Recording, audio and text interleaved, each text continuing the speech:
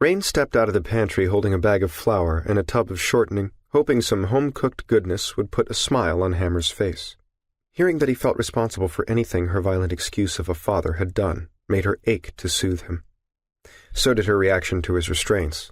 They all connected when she submitted to the heady dominance he and Liam gave her. After fractured months apart, they needed to cement their bond again.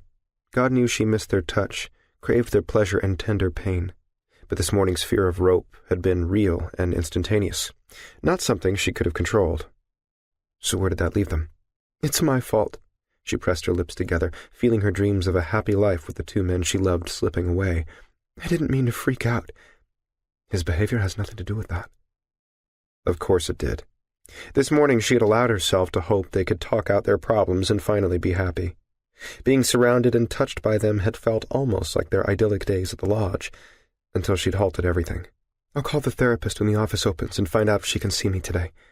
Liam took the ingredients from her arms and set them on the nearby counter, then grasped her hands. Raine, I just said he's not upset about the ropes. And it's not you. He loves you.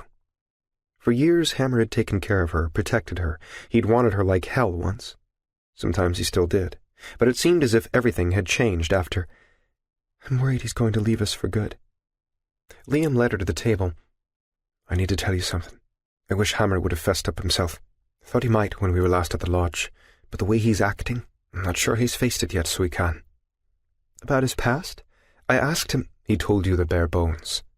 If you listen, I'll tell you the bit you really need to know. All right. He sank down beside her, turning her chair to his.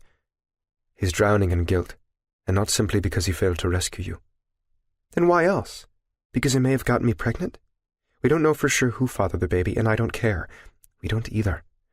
That's nothing to do with it. Liam sat back. I have to go back a decade. Can you bear with me? It's still hard. Raine knew where this was going. As much as she didn't want to hear it, she needed to. I'm listening. Some of this you may know. He paused, seeming to gather his thoughts. Hammer and I met 10 years ago at Graffiti, a BDSM club in New York. I was new to the lifestyle and learning all I could. One night, he approached me about topping Juliet while he watched. I agreed. Things went well, so he invited me to join them in the bedroom. We shared her for 1.5 years. That long? Raine always imagined the flame had burned fast and hot before being snuffed out tragically. Well, I stayed on more than I might have, because Hammer is the brother I never had, and I didn't want to lose that. But our relationship with Juliet was nothing like the one we share with you. I deferred to Macen because she was his wife. I never agreed to be exclusive with them. Did you want to be? He shook his head. I cared for Juliet. I didn't love her. That was a guilty relief, but Hammer was still hung up on his wife. His feelings for her must run so deep, even now. Raine bit back a cry. How was she supposed to compete with a ghost?